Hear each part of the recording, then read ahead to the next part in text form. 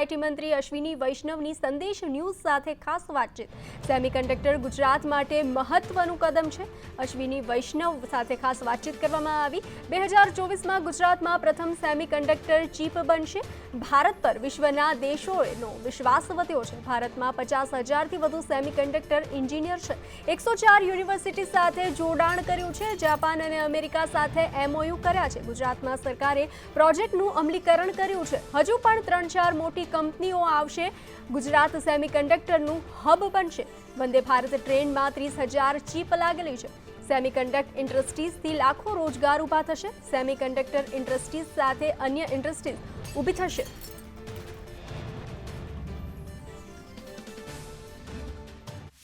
પ્રધાનમંત્રી નરેન્દ્ર મોદી ભારતને પણ હવે સેમિકન્ડક્ટર ક્ષેત્રે એક વિશ્વનું હબ બનાવવા જઈ રહ્યા છે। ત્યારે ગુજરાતની અંદર પ્રથમ કંપની આવવા જઈ રહી છે। માઇક્રોન કંપનીએ સરકાર સાથે MOU કરેલા છે। કેન્દ્ર સરકારના આईटी મંત્રી અશ્વિनी वैष्णव जी છે। सीधा એમની સાથે વાત કરીશું। सर, ये बताइए कि आज से सेमिकॉन इंडिया का प्रारंभ हुआ है। प्रधानमंत्री ने भी बताया है कि अभी यही समय है। क्या समय है अभी लोगों के लिए? जैसा माननीय प्रधानमंत्री जी ने आज कहा, यही समय है, सही समय है। देखिए, प्रधानमंत्री जी ने जिस तरह से भारत में एक बहुत ही ट्रांसपेरेंट और स्टेबल पॉलिसी रिजीम दी है, रिफॉर्म्स किए हैं, दुनिया भर में एकदम अलग तरीके से इंडिपेंडेंट फॉरेन पॉलिसी कंडक्ट की है, उससे आज हिंदुस्तान पे बहुत बड़ा ट्रस्ट फैक्टर आया है। हिंदुस्तान को एक trusted supply chain, value chain partner की तरह देखा जा रहा है। फिर भारत में बहुत बड़ा टैलेंट पूल है। 50,000 से ज़्यादा सेमीकंडक्टर इंजीनियर्स हैं।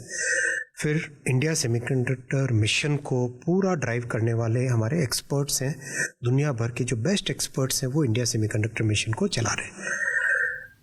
इंडिया सेमीकंडक्टर मिशन ने 1.5 साल के अंदर 104 यूनिवर्सिटी के साथ टाइप किया है। पूरा का पूरा BTech course, MTech course, PhD program सब एक नए तरीके से बनाया है, जिससे कि सेमीकंडक्टर के नए इंजीनियर्स डेवलप हो सके। क्लीन रूम को मैनेज करने के लिए, कॉम्प्लेक्स मशीनों को चलाने के लिए, ट्रेनिंग के लिए दुनिया के बेस्ट इंस्टीट्यूट्स के साथ टाई अप किया। ITRA के साथ, A-STAR के साथ, पर्ड्यू यूनिवर्सिटी के साथ। जापान और अमेरिका ने दोनों ने भारत के साथ मेमोरेंडम ऑफ कोऑपरेशन साइन किया है कि भारत के साथ सेमीकंडक्टर इंडस्ट्री को डेवलप करेंगे। ये सब जो एफर्ट प्रधानमंत्री जी का अब तक का लगा है, और जिस तरह से गुजरात सरकार ने माइक्रोन के प्रोजेक्ट को एग्जीक्यूट किया है। देखिए, अप्रूवल करने के कुछ ही हफ्तों के अंदर गुजरात सरकार ने ज़मीन दे दी, सारे परमिशंस दे दिए, कंप्लीट सपोर्ट किया दिन रात। आज साणंद में फैक्ट्री की ज़मीन पे काम चालू हो गया है।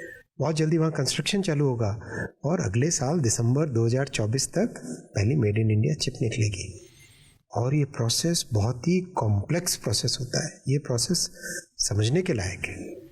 खास ये चिप सब लोग यूज़ करते हैं, क्योंकि मोबाइल में यूज़ करते हैं, रेलवे में होती है, किसी भी इलेक्ट्रॉनिक डिवाइस में भी यूज़ होती है। लेकिन बेसिकली ये चिप्स है क्या, वो आसानी से कैसे सर इसको लोग समझ सकते हैं? चिप होती है बहुत कॉम्प्लेक्स सर्किट को छोटे से चिप के अंदर डालना। ये है प्रोसेस। कैसे चालू होता है ये चालू होता है एक वेफर से। इसको कहते हैं वेफर। ये गोल आप देख रहे हैं, ये सिलिकॉन का वेफर है। इस वेफर का ये ओरिजिनल फॉर्म और ये उसके ऊपर फैब्रिकेटेड फॉर्म।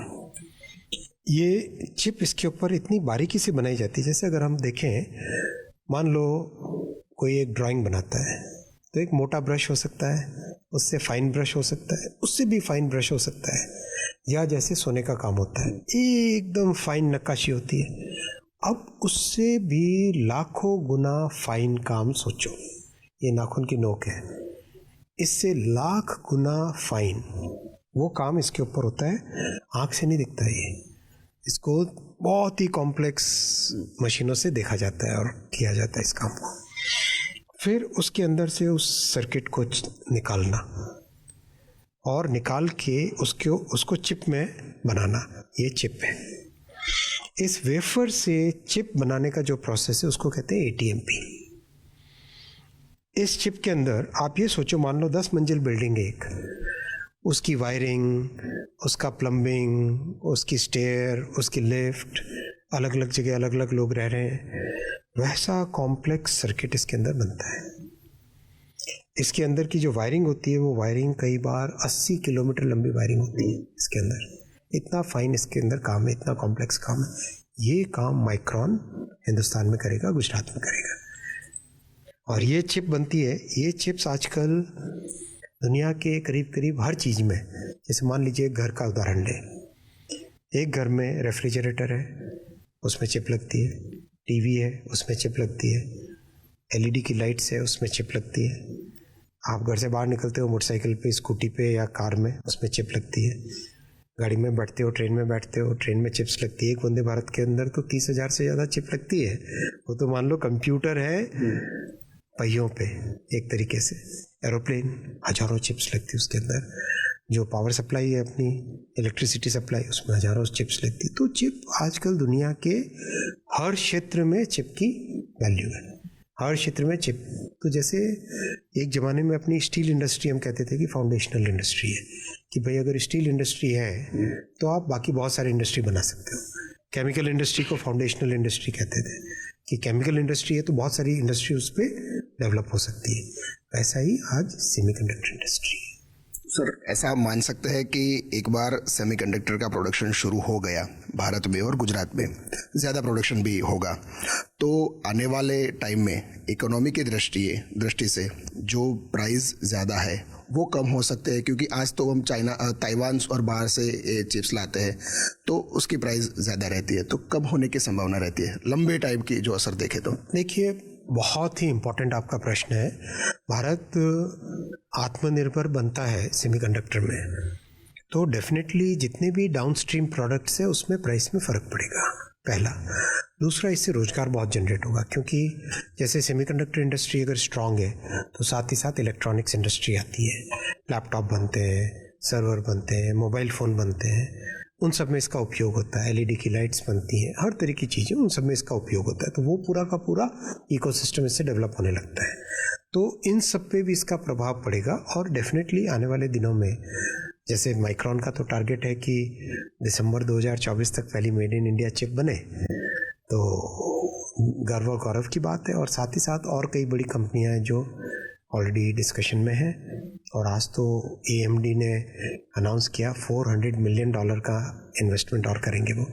तो देखिए, अभी अपने पास 4 बड़ी सक्सेस ऑलरेडी हो गई है, Micron, applied materials, Lam Research और आज AMD। तो 4 बड़ी सक्सेस ऑलरेडी हो गई है और 6 डिज़ाइन कंपनीज को अप्रूवल दिया जा चुका है। तो ये इकोसिस्टम बहुत अच्छा बनेगा। वेदांता ने भी गुजरात सरकार के साथ MOU किया था, वो भी धोलेरा में अपना प्लांट रखने जा रहे थे। फिर क्या हुआ सर कि वो MOU कैंसिल करना पड़ा? देखिए, वेदांता और फॉक्सकॉन के बीच में एक पार्टनरशिप है, जो पार्टनरशिप आगे नहीं बढ़ पाई। ये उनके आपसी मामला है, जिसके बारे में हमारा कमेंट करना उचित नहीं है। लेकिन बहुत ही अच्छे प्लेयर्स, बहुत ही अच्छे टेक्नोलॉजी वाली कंपनीज वो भारत में सेमीकंडक्टर मैन्युफैक्चरिंग में बहुत आगे बढ़ रही है, तेज़ी से आगे बढ़ रही है। अंतिम क्वेश्चन है सर, इतनी सारी इंडस्ट्री आएगी तो बेसिकली एम्प्लॉयमेंट भी आएगा। गुजरात को सीधे तौर पर क्या फ़ायदा होगा इससे? कई तरह के फ़ायदे हैं, जैसे एम्प्लॉयमेंट बढ़ेगा, टैक्स का रेवेन्यू बढ़ेगा, GST का रेवेन्यू बढ़ेगा, और उसके आसपास के साथ के दूसरे जो बिजनेसेस होते हैं उनको बढ़ावा मिलेगा। આભાર વાત કરને કે લીએ સર. માઇક્રોને 22,500 કરોડ કરતાં પણ વધુનું રોકાણ ગુજરાતમાં કરવા માટે MOU કરેલા છે અને કામ પણ શરૂ થયું છે. આગામી દિવસોમાં અન્ય કંપનીઓ પણ આવશે. ભારત સરકાર પણ ગુજરાત સરકારની આ પોલિસીની સાથે આગામી દિવસોમાં મેક ઇન ઇન્ડિયા સાથે ભારત પણ સેમિકન્ડક્ટરના પ્રોડક્શન ક્ષેત્રે હબ બને તે દિશામાં કામ કરી રહ્યું છે. કેમેરામેન જયવીર સિંહ સાથે હિરેન રાવલ, સંદેશ ન્યૂઝ, ગાંધીનગર. તો સેમિકન્ડક્ટર ભારત માટે મહત્વનું કદમ છે. અશ્વિની વૈષ્ણવ સાથે ખાસ વાતચીત સંદેશ ન્યૂઝની ટીમ દ્વારા ખાસ વાતચીત કરવામાં આવી. મંત્રી અશ્વિની વૈષ્ણવ સાથે સેમિકન્ડક્ટર ઇન્ડસ્ટ્રીઝથી લાખો રોજગાર ઊભા થશે. સેમિકન્ડક્ટર ઇન્ડસ્ટ્રીઝ સાથે અન્ય ઇન્ડસ્ટ્રીઝ પણ ઊભી થશે.